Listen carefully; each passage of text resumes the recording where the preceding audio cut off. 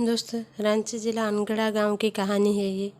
राधिका एक साधारण गृहिणी अपने पति विजय के साथ एक खुशहाल जिंदगी जी रही थी। विजय एक सख्त मिजाज का व्यक्ति था, अपनी नौकरी की असुरक्षा से जूझ रहा था, जिससे उसका स्वभाव और भी चिड़चिड़ा हो गया। राधिका की पहली बार गर्भवती होने की खबर ने पूरे परिवार में एक खुशी की माहौल छिड़ गई थी, लेकिन उन्हें क्या पता था कि जल्दी ही कुछ ऐसा हो जाएगा जो उनकी दुनिया ही उजाड़ देगा।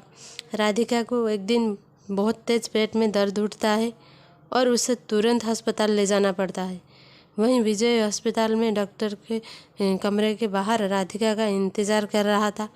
राधिका जैसे ही डॉक्टर से बाहर मिलकर आती है, उसके चेहरे में गहरी मायूसी जैसे कोई राज छुपाई हुई थी। राधिका को समझ में नहीं आ रहा था कि वो विजय को ये खबर कैसे बताएगी। बड़ी हिम्मत जुटाकर उसने विजय को हाथ थामा और बहुत पूछने पर बताया कि वो कभी माँ नहीं बन सकती। इसी दुर्घटना के बाद कई दिनों तक राधिका के मन में गहरे दुख और अवसाद से भर गया। उसके जीवन का हर एक पल जो कभी खुशियों से भर उठा था, आज वीरान और उदासीन हो गया था। पहली बार माँ बनने की सुख उसे नसीब नहीं हो सकता। उसकी आँखों में जो कभी चमक थी, अब उसमें एक गहरी उदासी छा गई थी। वहीं विजय, जो पहले से ही नौकरी की तनाव और आर्थिक चिंता से ग्रस्त था, इसी घटना के बाद वो और भी चिड़चिड़ा हो गया था, अधिक गुस्से में था और कभी कभी ये गुस्सा राधिका के ऊपर भी निकलता था, जिससे घर का माहौल और तनाव हो उठता था। राधिका अपने आप को कसूरवार ठहरा रही थी, लेकिन जिंदगी तो कहीं और राज खोल रही थी। दोस्तों, राधिका को तब भी विश्वास नहीं हो रहा था कि तो उसने गर्भपात की घटना के बारे में और जानकारी को जानने की कोशिश की। एक दिन जब विजय ने नौकरी पर चले गए, तब उसने अपनी मेडिकल रिकॉर्ड्स की जांच की और फिर उन दवाइयों की जानकारी एकत्र की जो विजय उसे दिया करता था। उन दवाइयों में कुछ तो अलग था और अपने एक डॉक्टर दोस्त से पता करने पर उसे पता चला कि विजय, जिससे वो सबसे ज़्यादा प्यार करती थी, वो उससे जानबूझकर ऐसी दवाइयाँ देती थी। इसी खुलासे ने राधिका को एक गहरे सदमे में डाल दिया था। वहीं सोचने लगी, क्या उसका अपना पति जिससे इतना भरोसा किया था, वास्तव में वो अजन्मे बच्चे के प्रति इतना क्रूर था क्यों? पर बात यहीं पर ख़त्म नहीं होता है। दोस्तों, समझ में नहीं आ रही थी कि विजय ऐसा क्यों करना चाहता है। ये खुलासा उसके लिए किसी भूचाल से कम नहीं था। उसके मन में विजय के प्रति प्रेम, विश्वास और सम्मान जैसी भावनाएं अब शंका और विश्वास और डर में बदल गई थी। उसके अपने आगे के जीवन को लेकर अनेक प्रश्नों ने घेर लिया था। आखिर क्यों विजय नहीं चाहता है कि कोई बच्चा हो?